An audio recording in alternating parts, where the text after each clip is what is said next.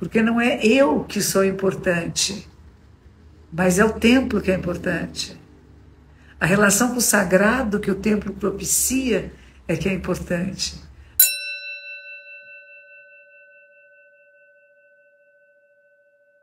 O Dharma incomparavelmente profundo e infinitamente sutil é raramente encontrado, mesmo em centenas de milhões de anos. Agora podemos vê-lo, ouvi-lo e compreendê-lo, que possamos completamente clarificar o verdadeiro significado dos ensinamentos do Tathagata. Esta é a prece de abertura de ensinamentos. Todas as tradições. Tem que esperar a moça ali parar de tossir para falar, né? Vocês sabem, é sempre difícil. Quando a gente pensa que a gente está fazendo uma coisa, tem uma pessoa na sala tossindo. Né? Fazer o quê, né? Vocês não conseguem ouvir, né? Eu sei, a tosse é forte. Mas acho que ela parou agora. Então, esse poema chama-se Poema de Abertura dos Ensinamentos. Aqui é o seguinte, tem um copo aqui louco para cair, porque tem um prato embaixo dele que não combina com ele. Eu não sei porque as pessoas têm mania de pôr uns pratos embaixo do copo. Eles querem fazer com muito certinho, para mim faz tudo errado. É assim. Primeira vez por aqui, então seja bem-vindo, você que está vindo a primeira vez.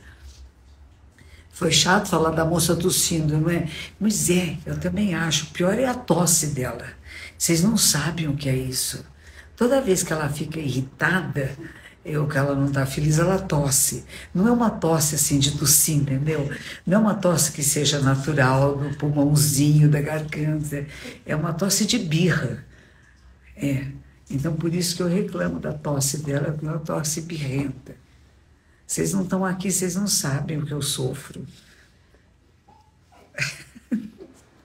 Tem outra louca para tossir agora, ela já pôs até a mão na boca. É só falar de tossir.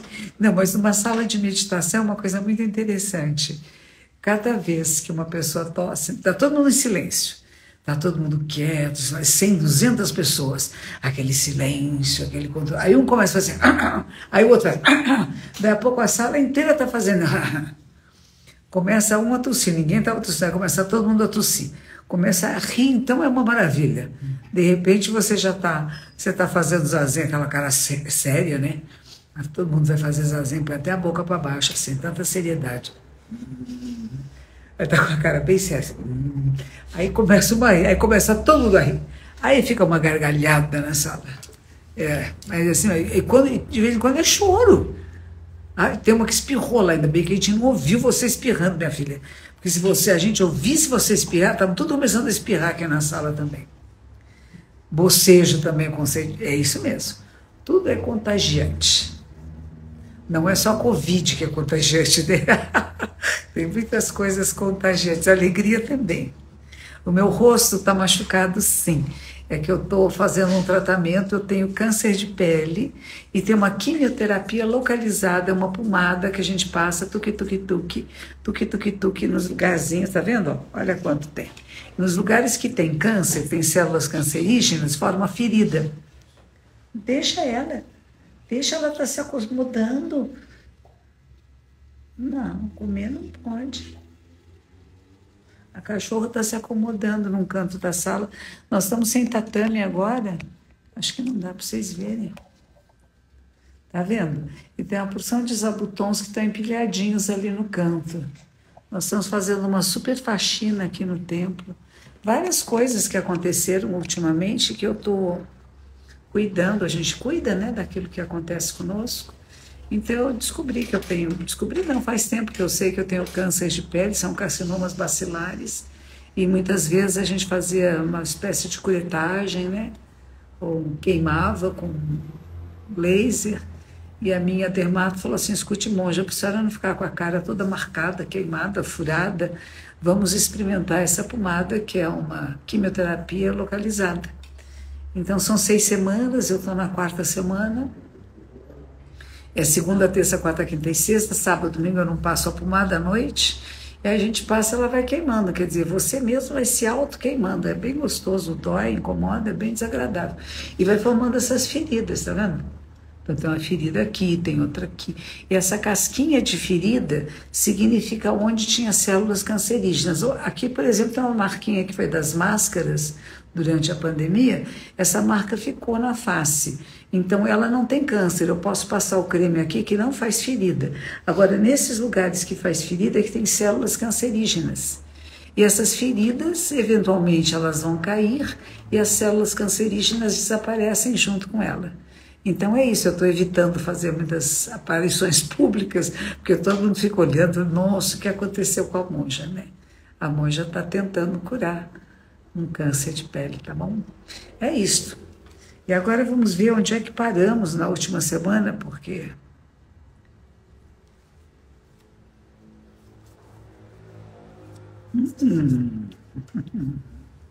Adoro. Cada livro eu marco numa página diferente, então toda semana eu tenho que fazer um esforço de memória.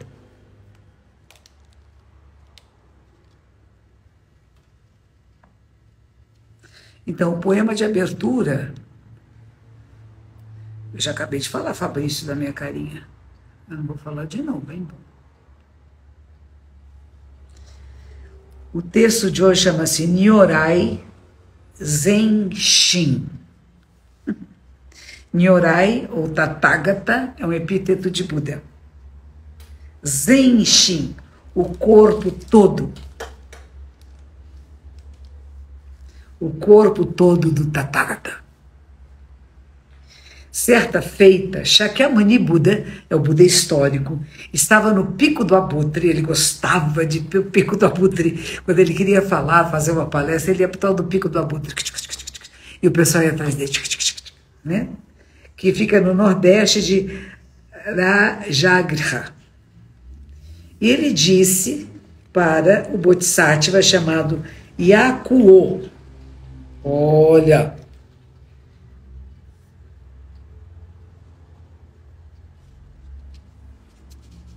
esse texto faz parte do Sutra da Flor de Lótus, do capítulo Roshibon. Bom, enfim.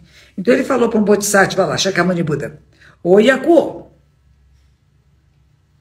sempre que você for expor, ler, cantar e copiar este sutra,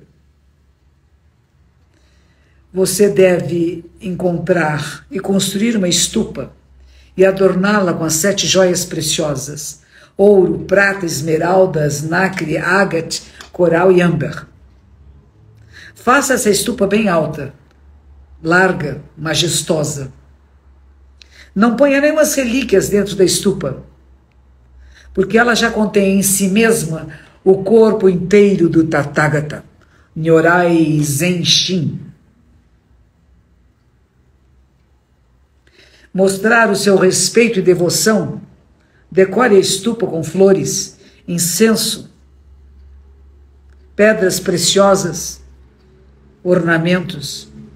Use instrumentos musicais, componha canções e poemas em seu louvor. Qualquer pessoa que homenageie essa estupa certamente passará e encontrará a suprema e perfeita iluminação. Não é interessante isto?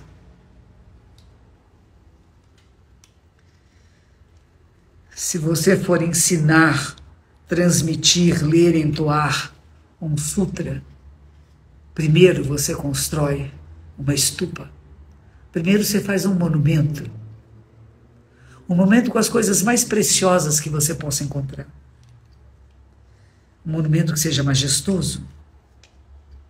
Mas não é para colocar relíquias dentro dela. Mas a seu respeito e devoção, com flores, com joias, com ornamentos, com música, com canções. É o que permite acessar a iluminação suprema. Quando nós começamos a comunidade aqui no Brasil, já fazem alguns anos, eu me lembro que muitas pessoas, quando elas iam mudar de casa, elas queriam trazer para nós objetos que elas não usavam mais. E não é que fossem bons objetos, eram objetos que não serviam, né? E eu me lembro que nesta época, não sei se foi a monja Ishin Ravens, que morreu recentemente, né? Que disse para eles assim, escute, quando a gente vai oferecer alguma coisa para um templo, a gente deve oferecer a melhor coisa que a gente tem, não aquilo que não presta, não aquilo que quebrou, que na minha casa não serve mais. E eu me lembro que eu fui visitar, na época do encontro interreligioso, uma tradição que se chama Jesus Cristo dos Santos dos Últimos Dias. Eles têm um templo muito bonito no caminho de Taboão da Serra, lá para aqueles lados. Em cima tem um arauto cantando, e nós fomos conhecer esse grupo que fazia parte do nosso encontro interreligioso. E a sala que eles chamam a sala de oração para Deus é uma sala de sofás belíssimos, de grande qualidade. Eu nem me lembro qual era o material do que o sofá era feito, mas eram de muito boa qualidade, caríssimos. E o centro da sala tinha um lustre de cristal imenso, que cada vez que a lâmpada batia um raio de luz, espalhava luz em todas as direções. Tinham tapetes persas espalhados pelo chão, gobelém nas paredes. Todas as imagens de Jesus eram dele sorrindo, dando ensinamentos, não tinha nenhuma cruz. Interessante isso, né? Mas as pessoas, quando iam lá, tinham um armarinho para trocar de roupa.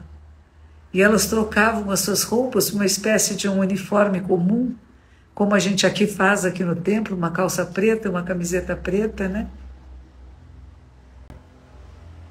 Porque não é eu que sou importante, mas é o templo que é importante. A relação com o sagrado que o templo propicia é que é importante. Achei isso muito interessante. E tinha uma sala com espelhos. E um espelho que reflete o outro espelho de forma infinita. E esta era a sala das adoções. As pessoas adotam pessoas como membros da sua família. E essa adoção é para a eternidade. Interessante, tá certo? A adoção não é só para esta vida, é para sempre. Então você fica vendo as duas pessoas nesse jogo de espelhos que não tem fim. Claro, havia muito outras coisas nesse templo também, né? E muitas das salas de prática são todas subterrâneas, porque eles acreditam que vai haver uma grande catástrofe de guerras e de bombardeios, então eles já se preparam para poder ficar o tempo que for necessário em bunkers subterrâneos. Interessante, né? A gente conhece pessoas de outras tradições espirituais, mas conhece muito superficialmente, né?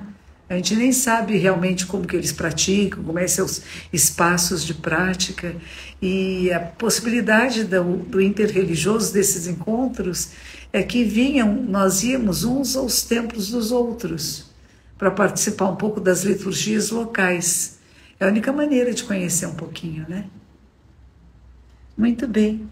E aqui ele está dizendo que se a gente for ler o Sutra de Lótus, se nós formos estudar o Sutra de Lótus, ou qualquer sutra, qualquer ensinamento, a gente deve primeiro criar um monumento para isso.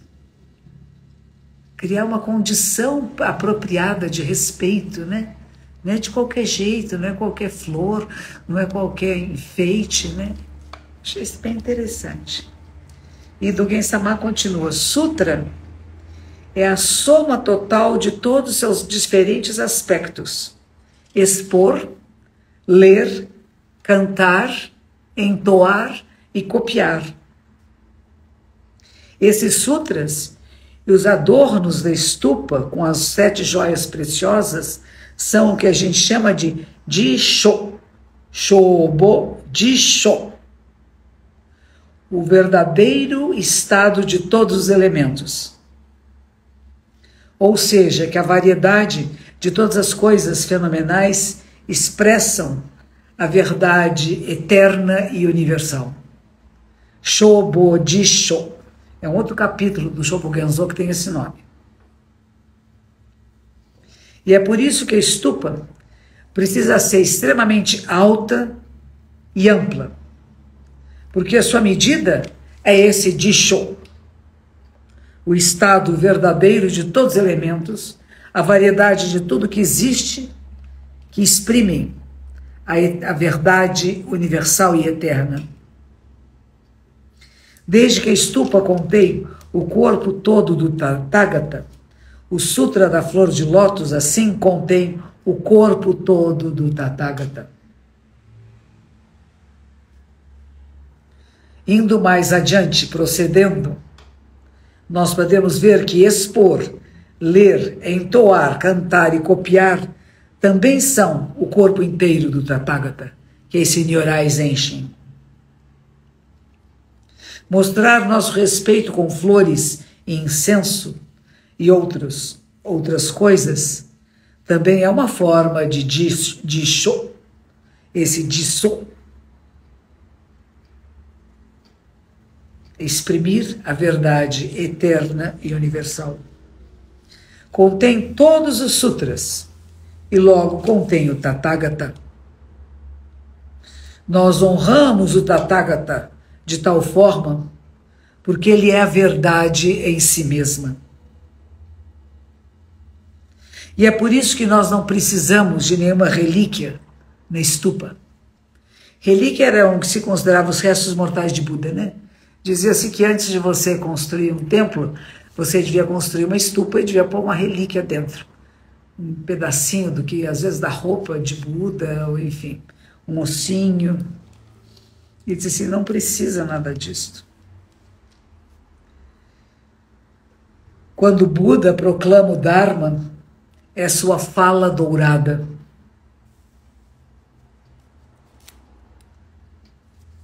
É sua fala de ouro, né? Ouvi-lo é só para aqueles que têm a virtude mais excelente. Acumule tal virtude. Se alguém puder verdadeiramente prostrar-se em frente a esta estupa e honrá-la, estará muito próximo da supremo despertar. Próximo não significa proximidade física, significa próximo do estado do despertar. Expor, ler, entoar e copiar o Sutra de Lótus é o mesmo de que se estiver olhando para a estupa. Nós deveríamos ser extremamente gratos por esta oportunidade de obter o supremo despertar. Quando nós chegamos, nós monjas, quando nós vamos entrar no mosteiro feminino de Nagoya, alguns quarteirões do nosso mosteiro, há um cemitério, e neste cemitério existe uma estupa muito alta e muito larga, que a nossa superiora pede que todas nós, antes de adentrar o mosteiro, vamos até lá para rezar o Sutra do Coração, da grande sabedoria completa e pedir as bênçãos para a nossa prática. Eu fiquei muito feliz de poder estar lá, e na época que eu fui, a estupa ainda ficava aberta. Hoje em dia ela tem um cadeado fechando a portinha, uma portinha pequena, mas tem um cadeado. Ela ficava aberta e nós podíamos dar voltas. E é sempre dito que se você chegar numa estupa, você deve dar pelo menos 3 voltas em volta dela no sentido horário. Por quê? Porque era assim que os monges faziam, os praticantes faziam, para pedir ensinamentos a Buda. E eu estava toda vestida com a minha roupinha de monja, com o chapelão de palha, né? Não estava sozinha, tinha outras monjas comigo, e nós demos essas 3 voltas na estupa. Aliás, eu acho que quando eu fui lá, eu fui sozinha, depois é que eu fui com as outras monjas. Não é interessante isso? É porque eu cheguei sozinha lá. Eu cheguei no dia que as outras já tinham feito a sua entrada, ou iam fazer depois, não me lembro bem. As coisas passam, né? Tantos anos se passam, ficam memórias muito enevoadas, né, daquilo que foi. Mas eu nunca me esqueço disso. E cada vez que alguém vai comigo até Nagoya, eu sempre levo, mesmo que não vá entrar no mosteiro, mas que esteja apenas visitando, eu levo para conhecer esse cemitério antigo. É um cemitério que tinha sido muito bombardeado durante a Segunda Guerra Mundial, né? Mas a estupa não aconteceu nada. A estupa está lá, incólume. Muito bem. Aí Dogen Sama continua dizendo: assim sendo, os sutras contêm o corpo todo do Tathagata. Fazer uma prostração em frente a uma estupa é exatamente como fazer uma prostração em frente ao Tathagata. Quando eu fui à Índia também, que eu estava lá indo para Bodh Gaya, e a gente passa por um lugar onde também tem um templo, e tem várias estupas, que seria o Parque dos Viadinhos, né? Do Parque dos Servos, que foi o primeiro lugar que Buda fez o seu sermão, e tem umas estupas, parecem feitas de terracota, sabe, de terra, são imensas, enormes. E eu fui com um grupo de praticantes de yoga que não entendiam bem, mas eu comecei a dar minhas voltinhas em volta da estupa rezando. É claro, é o que a gente faz, viu, gente? Encontrou uma estupa, vai dar a voltinha nela, da esquerda para a direita, em sentido horário, né? Pelo menos 3 vezes. Faz prostrações, reverências, né? E é o que ele diz aqui. Fazer uma prostração em frente dessa estupa é como fazer uma prostração em frente a Buda, ao Tathagata. Honrar com gratidão é honrar com gratidão ao Tathagata. Na verdade, o sutra em si mesmo é a relíquia de Buda. Vê-lo é ver a relíquia de Buda. Nós nunca poderemos nos tornar um mestre do caminho de Buda a menos que compreendamos que o Sutra de Lótus é Shobodhiso, o correto Dharma da verdade perfeita assim como ela é. Mais ainda, o mundo de seres humanos, o mundo de deidades, de seres celestiais, e o mundo do oceano, o mundo do espaço, este país e todos os outros são Shobodhiso. Este mundo e todos os mundos, Shobodhiso, ou seja, contém todos os elementos, expressa a verdade universal e eterna.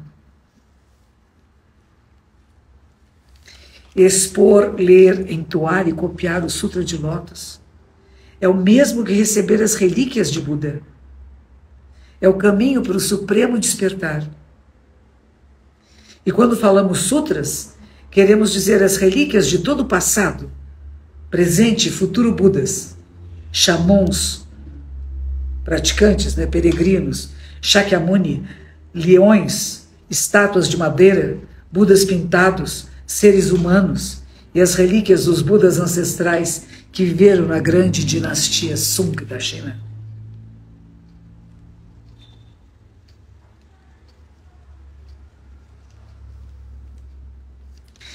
Shakyamuni Buda uma vez disse a uma assembleia de monásticos: tenho praticado o caminho de um Bodhisattva por muitos e muitos anos. e a virtude de tal vida nunca cessa. Eu estou fazendo uma série com a professora Paola, que é a Daishin, da Escola de Narradores.